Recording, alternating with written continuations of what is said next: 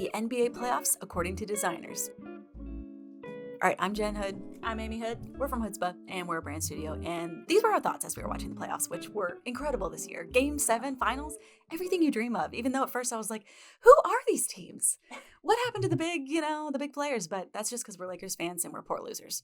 We are very poor losers. And at least we lost to the championship team. Wait, did we lose to the Timberwolves? No, we lost to the Timberwolves. I'm in denial. I cope with denial. I don't even know what happened. Let's talk about the sponsorships. This is the first year I realized that on the courts in the NBA, like a live stream, they are digitally superimposing logos. Because I was like, how did they change these so fast? I'm like imagining some guy down there with like a 6-foot wide decal, like trying to put it down and like squeegeeing it between like quarters. Yeah, but he's down there with the towel boys, just rushing to change the logos. It's like when I realized that the graphics on the football fields were also digital, I was like, I see. I'm like, how are they doing this? I know. I want for the NHL them to have a little like yellow circle that follows the puck around in that same way, like a digital like puck finder. Because I mean, I'm all about the NHL, but I'll tell you what, as I get older, I'm like this, like trying to find it. The sponsorship I can get behind, Love's truck stops for Oklahoma City. Inspired. And am I right that like Love's is like the Buc-ee's of Oklahoma, or is it more like the Flying J, where it's like, I mean, they're both kind of the same. Yeah. Destination truck stops. Yeah. Destination rest stops. The mall is dead, but the truck stop still lives. I remember family road trips, and it's like, it would be, because we would drive from Kentucky to Maryland, and there would be nothing. So you would wait for that big old Flying J, TCBY treats, Taco Bell, sometimes a Pizza Hut. They had in there like one of those fortune tellers you could arm wrestle, or am I combining two things? No, I think you're combining, but maybe they had all those wolf t-shirts that became wildly popular 5 years ago. And Precious Moments porcelain figurines for some reason. They're like, hey, need to pick something up for your grandma while you're getting gas for your rig. Jen, this was a community location that served a community that didn't have a lot of options. And so do you need a birthday gift? Do you need a gallon of gas? Do you need, Does your 6-year-old estranged daughter need a figurine from 6 that was packaged by Mattel 10 years ago? Like, the shelf rotation is not good at the Flying J and Love's. We went through the same restaurant stops every year on our family road trips or with my dad. And it was like, it was the same stock every year. You know, maybe they sold one or two, but yeah. Anyways, back to Love's. I think it's the perfect sponsorship for OKC. Other wins of the NBA from the brand perspective, I think, and this is nothing new, but Modelo commercials just always slay. Like, so many commercials, I was like, I'm sorry, you wasted an NBA like spot on that. Like, it was just what agency did this creative? I want to have a discussion. Yeah, but you know what? Modelo's so good, they didn't even make new creative. It's the same thing. That with the whistling from Good, Bad, and the Ugly. Ennio Morricone. Yes. Did I do it? Epic soundtrack. It gets me so pumped. It's like I feel like $1 Million Baby, like I could go under the ring and just like box and like they celebrate the heritage. They show Latino, Latinx people, and then they have that like tagline. I don't even remember what it is, but the vibe is the fighting spirit. And they show like fighters with their families, their friends, just drinking Modelo. Real people though. I think that's the thing is like it feels super authentic and it gets you pumped. It's like watching Remember the Titans or like any of those like pump you up like miracle like sports movies. You're just like, I'm rooting for this person and I just met them 2 seconds ago. I think it has like the best feeling of Fast and Furious 1, where before it was so cliche, but it's like family fighting, doing what you care about. Like before it became kind of a trope and you were like, this feels so good to have this well-balanced diet of like love and aggression. It's like, I fight hard, but I love hard.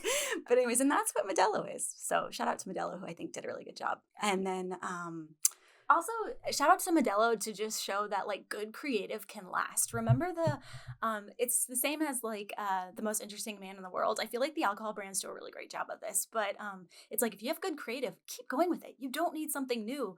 Recognizability and like that impactful, like memorable thing. Lean into it. I think they're bringing back Obey Your Thirst, which why Sprite ever dropped it. Maybe just so we could miss it. And sometimes there is a reason to just like give it breath, give it space, and then you're like, I want to see that again, you know? Yeah. You can't have nostalgia unless you've had a break from it. Yeah, true. In other news in the NBA playoffs, I think it's always hard when you see someone who used to play for you go to another team and then get a championship. Like Caruso, I'm looking at you. Everybody's doing great without us. It was like, what's his name? The Skechers guy? Julius Randle. I love that Club 520 podcast was like, that man's doing that in Skechers. Which honestly, Skechers are comfortable. Why have Adidas and Nike not caught up? Like I'm out here hobbling in my Adidas every day. They have still not worn out the squeak. Like I have those like kind of like, soccer It's the gazelles. Yeah. They have that really like squeaky what do they call it? Tongue. And the squeak has never worn out. I've had these for a year and a half and I still sound like a creaking old pirate ship. It's like every time I walk. And they're not, they're comfortable, but not if you walk in them for like 2 hours. Yeah. And it's like, these are athletic shoes. Like, you're telling me Skechers is beating us out on comfort from the top brands? Like, why can't they figure out a slip in technology, Oh my gosh. Our dad loves him some Skechers. The man had a hip replacement and he swears by these comfortable shoes. So maybe Julius Randle is just like, he's like so past like performing that he's actually above and beyond it and just living his best life in his Skechers. There's something about a man who suffered an injury his first game in the NBA, his first game as a Laker, he like broke his leg.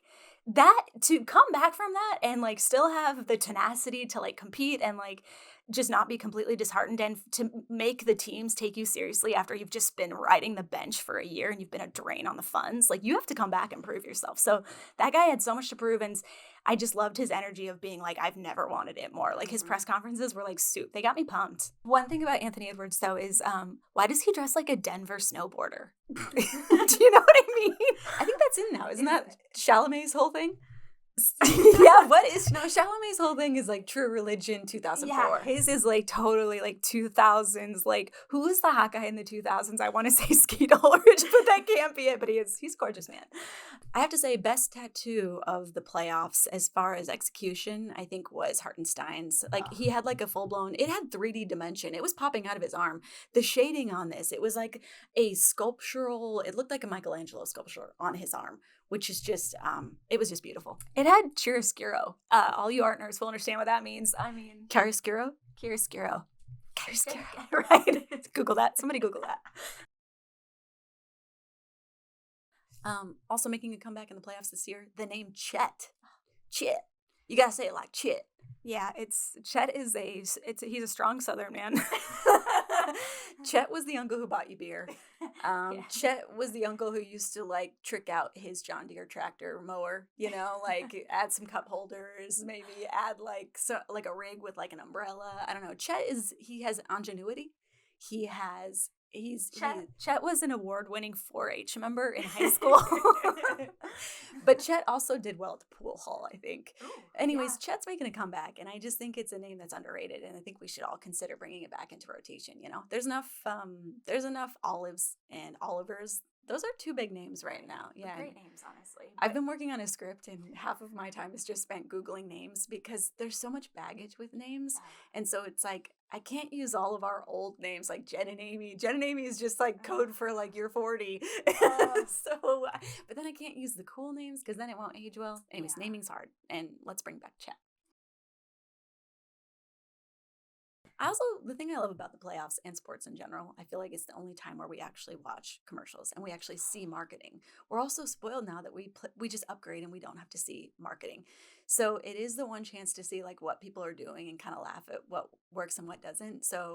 But anyways, I think one of the most successful commercials we saw was booking.com got Muppets. And that was like one sponsorship where I was like, they got a celebrity that actually worked. There's something funny about the Muppets because they're one of those things where it's like, I have so much love for them, but like, do I want to watch the movies? No. Do I want to see them in commercials? Absolutely. That is fun and delightful. But isn't that weird how you're like, do I want to sit down and watch a 40-minute movie with them? No. Yeah. But do I want to see puppets in commercials? But I mean, all the time. They're doing it better than all these. Whoever is the new press person and like partnership like lady or guy, I'm guessing it's a woman, I don't know why, but who's like organizing all of these commercials for all these SNL stars right now, they're earning their keep because every single active member of SNL has a commercial deal, but they're not doing them well. What is it? These are funny people. Are they letting them write these commercials or not? Because it's just not going over well. Some of them are going well because Pete Davidson did the Reformation one, and that was so funny where he's like the perfect boyfriend, basically. It was so funny and so spot on for what women say they want, but how ridiculous it is in action. Like, it was just so funny. I thought that one was great. Yeah, you're right. He's actually done a really good one. But I'm trying to think of who else has they all have them. Like Tina Fey, she's getting all that money.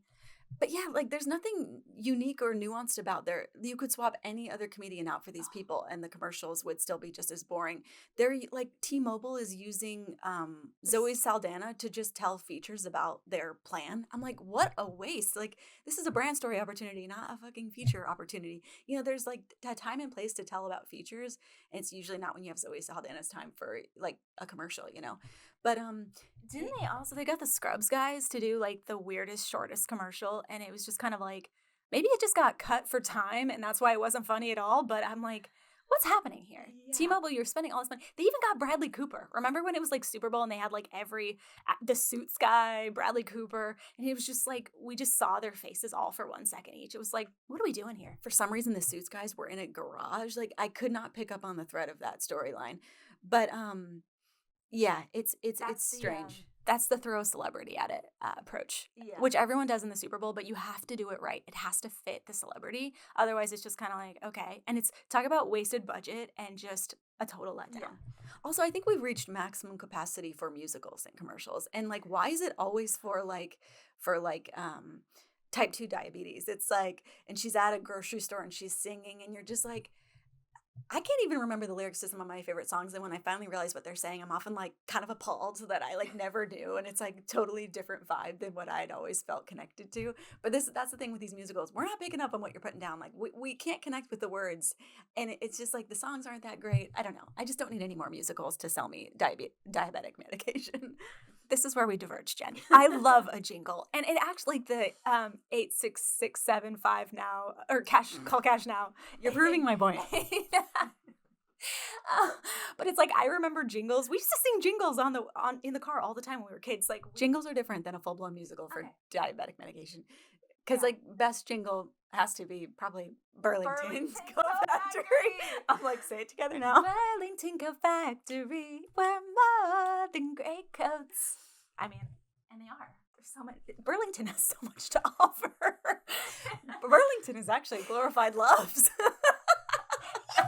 Put a gas station in there, that's Loves. Oh my gosh, if they sold gas. Let's talk about DiVincenzo of the Timberwolves. So our friend Riley Carroll and his wife Rose, we were texting during the playoffs because they're from Minneapolis and we're from LA and we were teamed up. And Rose said the funniest thing. She said that DiVincenzo looked like a Mennonite with his haircut, and we'll show a picture right here. And it's true. DiVincenzo looked like he could churn some good butter. Like he could put out a really nice wood rocking chair. Oh yeah, that man looked like he had some woodworking skills. That we just kept going. We were like, also DiVincenzo, but he's a ginger. Like this man has layers. You know what I mean? So many layers. I love that name, DiVincenzo. And this guy, I love this guy. He is like so willing to throw down and just like scuffle if he needs to. And like when they traded him from the Knicks, I was so sad to see the rift of him and like our old Lakers boy Josh Hart, who we saw at the facility that one time we toured the facility, who bled from his eye for the love of the game. Again, Josh Hart, I'm like, where was that? Like, I know he had it in him and it's like players develop, but I'm like, I hate to see him thrive so well without us. Like, but also I love it for him because he deserves everything. Yeah. Let's switch modes here and let's talk about the refs for a minute. The refs out there looking like they're wearing figure skating uniforms on the top, like this Lycra tight with something about the cut of the shoulders. It like goes in like this or like this. I don't know. We'll show. A zipper. It has have a zipper like a. But I don't know. But it looks like they need to do a triple Lutz out there. It's like and land the triple axel. But it just cracks me up every time I see it because there is no room for any flab in that kind of a uniform. But they're all out there looking good. So, I mean, it's really form fitting that Lycra figure skating outfit. Yeah, it's very like yoga material kind of vibe. And yeah, I'm pretty sure there's a zipper, which is so funny. But yeah, I have beef with those refs. I mean, just all the fouls that SGA got called for in our, it's just like, it was so hard to watch that. The man's good at drawing them. I guess you got to give him that. I don't know, just the flailing, the slow, and they caught that in slow-mo. They caught the freeze frame. And it was embarrassing. But did he get the post fine? Like they say that they'll. That's the thing. That's what I was like. Didn't they make it illegal to flop? Like that's what was crazy. He was like Derek Fisher out there. Derek Fisher used to flop like crazy back when in the Kobe era. But every team needs one. A guy who's willing to perform for the sake of getting to the free throw line. And I know what everyone's thinking. Kobe was a flopper. Your guy Kobe could, well, and he could draw the foul, we'll say. And he could draw the foul, but he did it in such a cool way. Like, the man looks cool, okay? And if he went in to, like, drive to the rim, like, he looked cool doing it, and he was not, like, whining and crying and, like, he would just get up like a baller. Like, and what happened to that spirit? I want the toughness back. That's why I really like DiVincenzo. He's such a tough little guy. Yeah. Scrappy. Talk about your feelings before and after the playoffs, like getting to know SGA, because you've gone through where you started, where you ended. It's funny, like you hear everything about SGA, how he's the new face of the NBA, he's got all this riz, all this stuff. And I was like, okay, who's this guy? And I was looking it up, but it's like, I missed the games that they played the Lakers. And it's like, I only have the time as an adult to follow one team. So it's like, I'm not watching all the games, I'm not paid to do that. So I'm watching the Lakers games. And I missed a lot of the Oklahoma City Thunder games. So I was like unaware of his game. And so I looked up some clips and I'm like, okay, this guy's great. But it's like having to watch all the foul baiting was like really difficult and annoying, especially when it felt like their defense against the other team was so hands-on and the other teams weren't getting the calls. So I was definitely frustrated by that. But then with the finals, tell me if I'm wrong, like just seeing after poor Tyrese Halliburton and that Achilles tear and went down, and seeing SGA come back and like check on him, are you okay, man? And then seeing him go back after they won it all, he took the time. It was in his mind. Streamers, confetti. He's got all the trophies. And he thought, you know what? I'm going to go back and check on Tyrese Halliburton, my competitor. Yeah. What a great guy. I know, when you're watching it from the outside and it's not playoffs, you're like, who is this guy? Is this a put on? Like, come on. Like, he's too nice. Like, it's kind of gross. Like, it's just like performative. And then you see it in action, like game after game, and you're like, you know who he was? He was the oldest cousin at the barbecues who had to take care of all the kids. You can just tell the way he, like when Hartenstein's baby like this, and he's like looking at Hartenstein like, support his head, bro. And then he's such a wise old man. He is. And like there's these two little kids who do reporting, like courtside reporting, and they'll go into the tunnel and like interview players. It's the cutest thing I've ever seen. But the way he's like, all right, you can each ask one question, and he like manages them, like the older cousin or like a dad. Like he's got such like caretaker vibes, and the way he's like, no, I know I keep saying it, it's cheesy, but man, we all did this together. There's just something so like Friday Night Lights like heartwarming about it, and I'm just like, man, I love this guy. At first I was like, and you just can't help but be pulled into his aura. So you cannot hate that man. If you see enough of it in action, he's the real deal. He seems like the real deal. Yeah. Can we talk about his commercial with, I think it's T-Mobile again? Is it T-Mobile? Where they're walking in on the red carpet, and him and his two teammates, I think it's Chet, and I can't remember the other guy's name, but they're all wearing the same thing in like a different way, and it's supposed to be this embarrassing moment, and it's the most, I had secondhand embarrassment watching the commercial. I was like, but every player has to get through their first acting experience, which is always bad. And then they kind of get used to it and get better. But it's rough. Not all players are made for those kinds of commercials that involve heavy acting. But you know what I remember? You remember the commercials for the Nikes, the Kobe's, I think it was, where they're like, broken ankles. Those were so funny. And like, the Penny Hardaway puppet, like they used to find ways around acting where really the player was just there, but the supporting actors were doing most of the stunts, which I think was like a smarter way to go about it. You could tell they tried to do that on the new Bad Luka commercials, which the concept was so good, but I felt like they needed to cut it quicker. Mm-hmm. It was such an amazing concept of like, he's such a little like troublemaker, and the way he was like, he's such like a little boy troublemaker, where it's just like he looks so sweet and he's always like smiling and face of a cherub, but he never quite says it, but you can tell he's naughty. He's naughty. So the commercial was great, but it was like a little bit slow. But you could tell they were trying to go back to the Kobe. Remember the ones where he was wearing the Einstein outfit and he was like dunking? Like those commercials, that was back number 8 Kobe. But like all of those Kobe commercials were so funny. Okay, last thing that we have to talk about the playoffs is the free t-shirt situation. We have thoughts. Every time they would give away a free t-shirt, it was like all white t-shirt with like navy text. And I was like, this looks like a corporate retreat. This looks like a Microsoft like expo or something. Like, can we please spring for color t-shirts? And I will give them credit. They heard, we put it out into the universe and they heard The secret. They did the secret. They manifested and we manifested for them. And we just kept saying, why don't they get colored t-shirts? Like, this is so depressing. Just like a sea of white in the arena. There's just something unsettling about it. But they heard and they got the blue shirts for the finals, like the last finals game. And probably the funniest part about that was it was like 3 minutes to go. And then you see Reggie Miller and his son wearing yellow, just sitting in the crowd like this, like just dead inside. And it's like Reggie has to live with the fact that he drug his son there and that they were just like the worst road trip memory ever. No, but the thing about it was that I realized, because I really thought TJ and Mathurin I was like, oh my gosh, they were down by like 22, then it was like 18, it was up to 10. It felt like, oh my gosh, they're gonna do this, there's 7 minutes left, there's 5 minutes left, like they might come back if Siakam ever scores again. But Siakam didn't score again, and they panned to Reggie Miller like at 5 minutes 30 when the comeback was kind of starting, and he was still depressed, and I thought, come on Reggie, like pep up, like we're staging a comeback, baby. He knew what we did not know. It was over. It was over. Me and Amy tend to be very optimistic. We're like, 2 minutes left. We only have 15 points to regain. I forget where it is. It's like there's actually a point in time in the game where there's a certain amount of points per minute. So it just becomes impossible. Yeah. And we just refuse to do that math, I think, usually. But also, it's like, it's the Pacers. They are the comeback kids. So I think we were just hoping. And I know Hallie was hurt, but it's like you're just hoping they'll pull it out of the bag. Like, I just really wanted the Pacers to win. I don't know why, but it felt like this was their year, whereas it felt like Oklahoma City could probably do it next year. Yeah. I hope the Pacers can do it next year, but now Hallie's out for a whole season. That's so tragic. So many Achilles tears lately. Like, they're just playing them so hard from such an early age now, and it's just like the off seasons get shorter and shorter, but it's really awful to watch.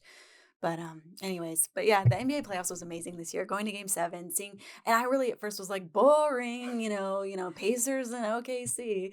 But it's like I do love how the NBA is getting a little bit more distributed now. Like it's a little bit more like anyone could win it, and there's something really exciting about that. So, but I'd also like to win it again soon. I know. Oh my gosh, draft night was last night. That was so fun. It was so fun seeing everybody in their outfits, because I don't know if you remember the year that like Carmelo and like Dwayne Wade came in, like the big old like zoot suit almost, like the style was so funny. And I don't know if I'll look back like 10 years and laugh at the class from this year, but I'll tell you what, I don't know if they all got stylists or if they're just hyper. I feel like Gen Z is hyper aware of style now, in a way that we didn't have the tools to do. Mm-hmm. But I'm like, these kids looked slick. Mm-hmm. Everybody looked amazing. Everyone looked like they were on the red carpet for the Oscars. Yeah. It was incredible. Yeah. By the way, we came up with what I think is a brilliant concept for a Swiffer campaign for the playoffs. So yeah, we were like, first of all, we thought it would be so funny to have a guy that was like the towel boy, basically the Swiffer towel guy, the guy who gets out there on the court, like wipes off the sweat, like in between plays. He just runs out and like mops it really quick. He's got a little mop head. If everyone dives on the floor for a ball and there's sweaty men on the floor, he's there to like sweep it up and make sure nobody slips. And we were like, what if this guy thinks he's like a crucial member of the team, which he is, but he like really is like, he keeps talking in we when they win. Like he thinks he was the equivalent of scoring 10 points. He came off the bench and he played hard. And it's like he's using a Swiffer thing for the mop up, and it's all about like precision, and like to him his Swiffering is like his like athleticism. So he's like, do you see how the curves kind of like, you got to follow the rim, you got to follow the perimeter, and like you have to go with the grain of the court. And he's like talking to this security guy who has to stand with his back to the court, which is honestly tragic to work at this like a stadium and to be at the playoffs, but your back is to the action. Are you kidding me? And you have to like watch it in the glasses reflection of like some old dude. Like, That's unfortunate. But he's like talking to that guy. He's like, man, do you see though? Do you see how the Swiffer pivots? The head is a 360 rotation, bro. 360 rotation. So and then it pans to the guy's front of us, and he's like, but I just think like Swiffer sponsoring the guy mopping up the sweat. How has no one picked this up yet? That someone, and it's like maybe him like describe, and this could be an ongoing thing, like him describing to his mom how to properly mop her house would be hilarious. That would be you so know, funny. or like going and giving like all the rookies like a training course on like how to Swiffer their house, because rookies usually just like are like fresh out of like just being babies pretty much. Like their mom still did their laundry, so it's just like there's legs to this. So if any of you work at Swiffer, just like let them know and like make an intro maybe. Hand over the mic. It needs to feel like a pit crew. Like he needs to have the Swisher logo and the team logo, and like it should say like almost like team manager. Like it should feel like really official. Like as far as like the outfit. Yeah. And yeah, and he should like there should be like footage of him riding the team bus.